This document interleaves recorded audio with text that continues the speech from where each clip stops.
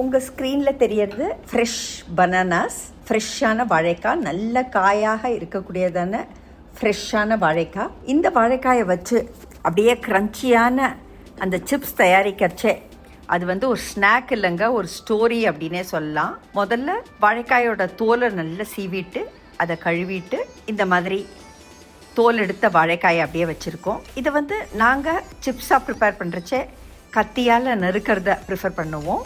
உங்களில் இது சீவிரவங்க வேணும்னாக்க கூட சீவிக்கலாம். நாங்கள் இந்த மாதிரி கத்தியால் மெல்லியதான வில்லைகளாக இதை அப்படியே நறுக்கி வச்சுடுவோம். நறுக்கி வச்ச உடனே இது ஆக்சிடைஸ் ஆகிடும் அப்படிங்கிறதுனால உடனேயே பொரிச்சிடணும். எங்கள் வீட்டில் காரம் தேவைப்படாதவங்களுக்காக கொஞ்சமாக ஒரு கப்பில் தண்ணி போட்டு அதில் உப்பு மாத்திரம் போட்டு அதை கலக்கி வச்சு அதை தெளித்து பொரிக்கிறதுக்காக அந்த உப்பு தண்ணீரை ப்ரிப்பேர் பண்ணி வச்சுருக்கேன்.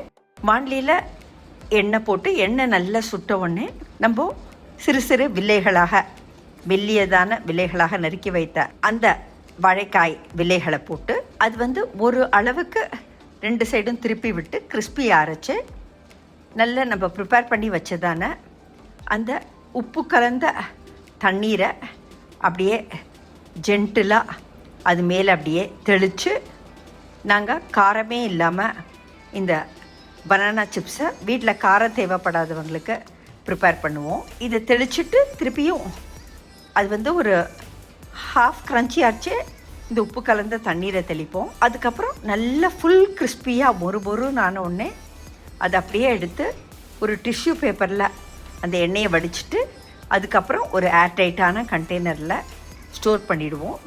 பனானா சிப்ஸ் அப்படிங்கிறது ஒரு ஸ்நாக் இல்லைங்க, ஏன்னா அது ஒரு ஸ்டோரி அப்படின்னே சொல்லலாம். ஏன்னா அவ்வளோ நோஸ்டாலஜிக் மெமரிஸ் நம்ம எல்லாருக்குமே இதை பற்றி இருக்கும். நல்ல கிறிஸ்பியான உப்பு தெளித்து காரமே இல்லாத அந்த சிப்ஸ் நம்மளுக்கு தயார்.